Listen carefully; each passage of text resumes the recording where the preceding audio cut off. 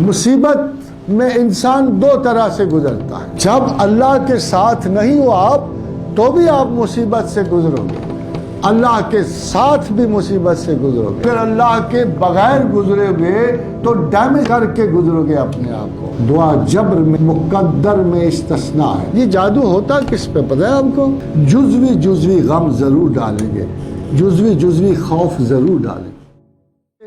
تو ایک بات یاد رکھ، ان ربی یفعل ما یشاء، تیرا رب جو چاہے کر سکتا ہے. یہ وہ ایکسیپشن ہے جو دعا کی قبولیت کے وقت خدا ایڈوانس کرتا ہے، کہ بجائے اس کے کہ تو کہے کہ کیسے، تو یہ کہے کہ میرا اللہ جو چاہے جس وقت چاہے وہ اپنی ڈائریکٹ کمانڈ کو، اپنے حکم کی تنسیخ کر سکتا ہے، اپنے حکم کو چینج کر سکتا ہے، وہ زمان و مکان بدل سکتا ہے، زمین و آسمان بدل سکتا ہے.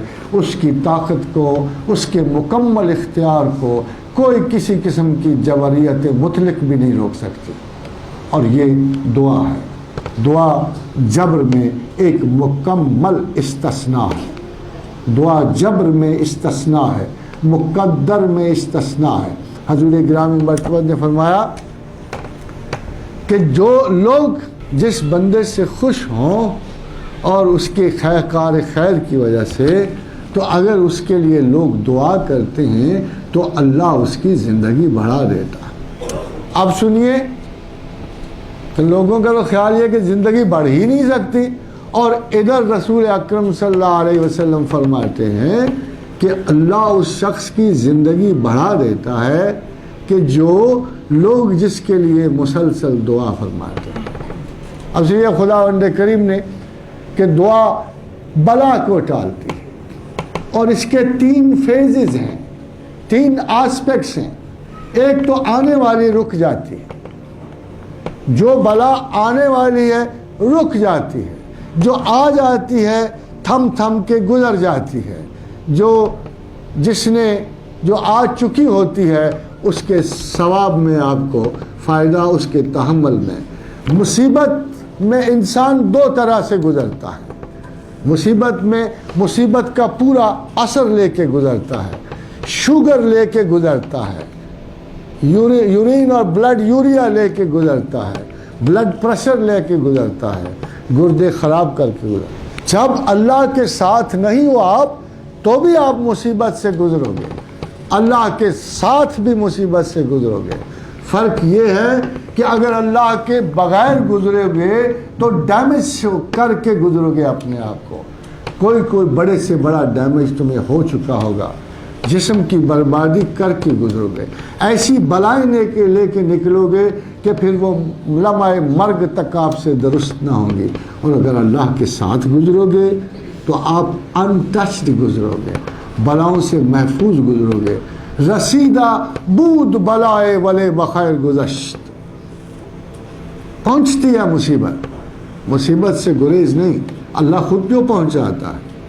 وَلَنَبْلُوَنَّكُمْ بِالشَّيْءٍ مِنَ الْخَوْفِ وَالْجُوعِ وَنَقْصٍ مِنَ الْأَمْوَالِ وَالْأَنفُسِ وَالثَّمَرَاتِ. بلا شبہ ہم تمہیں آزمائیں گے خوف سے، بھوک سے، نقص اموال سے، پھلوں سے، اولاد لے کر، کسی کی عزت لے کے، کسی کو جان کا خوف دے کے، کسی کے دشمن تک ہم ضرور آزمائیں. ٹوٹل فیئر نہیں ڈالیں گے، ٹوٹل فیئر تو کوئی نہیں سہار سکتا.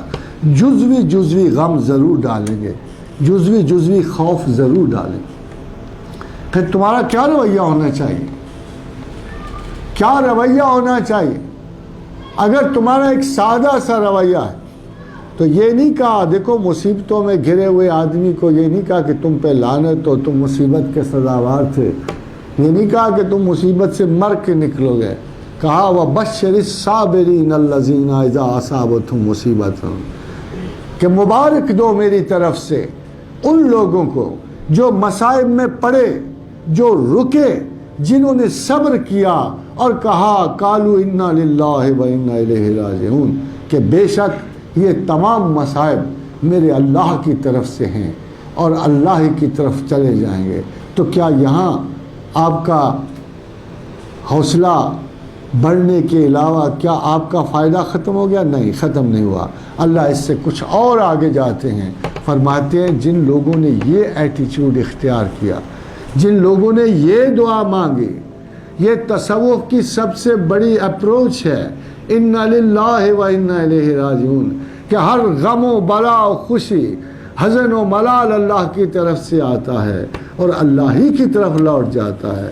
تو اس کے لیے پروردگار نے فرمایا کہ جو لوگ یہ کہیں گے ان کو میری طرف سے ایک صلہ ہے، اولئک علیہم صلوات من ربہم ورحمہ، ان لوگوں پر میری طرف سے درود و سلام ہے، ورحمہ اور رحمت ہے، وَأُولَئِكَ هُمُ الْمُهْتَدُونَ، اور یہ لوگ میرے انٹلیکچوئلز ہیں، یہ دانا ہیں، یہ دانشور ہیں، جنہوں نے زندگی کو سمجھا، کرینے کو سمجھا، حالات زمانہ کو سمجھا، پھر اللہ کی طرف پلٹ گئے کہ خطا کے باوجود، سزاوار ہونے کے باوجود they had one major confidence in God کہ ہمارا اللہ موجود ہے، بخشنے والا ہے، ہمیں بخش دے گا، ہمیں ہر حال میں اس کی طرف رجعت کرنی چاہیے۔ حضرات گرامی، دعا اور رحمت دو ایسی چیزیں ہیں کہ جو آپ کا حق ہے، آپ کا اللہ پہ حق ہے، اللہ پر حق ہے انسانوں کا۔ رسول اللہ صلی اللہ علیہ وسلم فرمایا ایک حق اللہ کا بندوں پر ہے اور ایک حق بندوں کا اللہ پر ہے، اور اللہ کا حق بندوں پر یہ ہے کہ جب ہم اسے مانیں تو لا شریک لہ مانیں، نہ اس کی ذات گرامی میں کسی پیغمبر کو شریک کریں، نہ پیر کو شریک کریں، نہ تعویذ کار کو شریک کریں، نہ جادو ٹونے کو شریک کریں، ہم اس کے اختیارات میں کسی قسم کی چیز شریک نہ کریں۔ حضرات آپ دیکھتے ہو آج کا زمانہ، چاہتے ہو کہ اللہ آپ پر مہربانی فرمائے، کیا مہربانی فرمائے؟ آپ کو تو جانا چاہیے حساب کتاب والے کے پاس، اس سے پوچھو کہ مسلمان زوال پذیر کیوں ہیں، حساب لگائے، تعویذ کراؤ فتح کے لیے، کیونکہ آپ کا تو کام یہ ہو گیا ہے، گلی گلی کوچا کوچا ہر جگہ آدھے مسلمان جادوگر ہیں، آدھے وہ ہیں جن پہ جادو ہو رہا ہے۔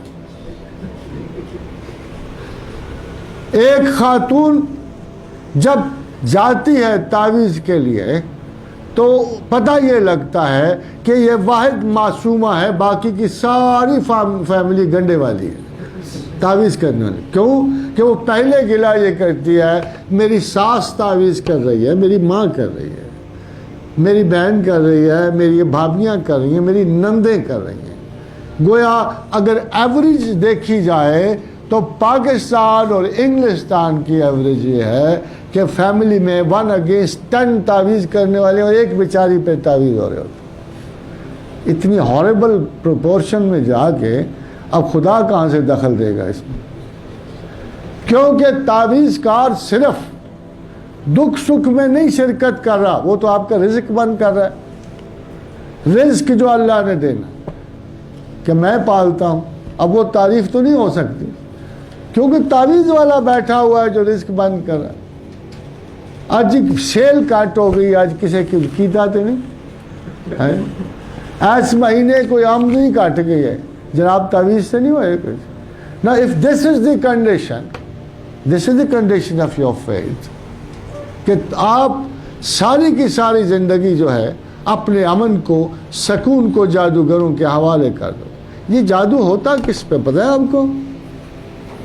قرآن حکیم میں اللہ نے ایک قانون رکھا، وَمَنْ يَعْشُ عَنْ ذِكْرِ الرَّحْمَانِ، جو بھی رحمان کے ذکر سے غافل ہوا، جو بھی اللہ سے دور ہوا، اللہ کے ذکر سے غافل ہوا، نُقَيِّضْ لَهُ شَيْطَانٌ، اللہ کی طرف سے اس پہ ایک شیطان کو دسترس مل جاتی ہے۔ شیطان تو پاس کھڑے ہوتے ہیں نا، اللہ ہماری حفاظت کر رہا ہوتا ہے، جب ہم اللہ سے ذرا پیچھے ہٹتے ہیں تو شیطان کو دسترس مل جاتی، اور خداوند وَمَنْ يَعْشُ عَنْ ذِكْرِ الرَّحْمَانِ، جو رحمان کے ذکر سے غافل ہوا، نُقَيِّضْ لَهُ شَيْطَانٌ، ہم اس پہ ایک شیطان کو غلبہ دیتے، فَهُوَ لَهُ قَرِينٌ، وہ اس کے بہت قریب رہتا ہے۔ اب اللہ دور ہوا شیطان قریب ہوا. اللہ تو یہ فرما رہے ہیں کہ اگر تم میرا ذکر کر رہے ہو، اگر تم تو شیطان خود، لعین خود، عزازیل خود چند قدم دور ہو کے کھڑا دیکھتا ہوتا ہے کہ کب یہ محفوظ انسان بند کرے ذکر رحمان اور میں اس پہ دسترس پاؤں، کیونکہ وہ تسبیح کے ہوتے آپ پر غالب نہیں.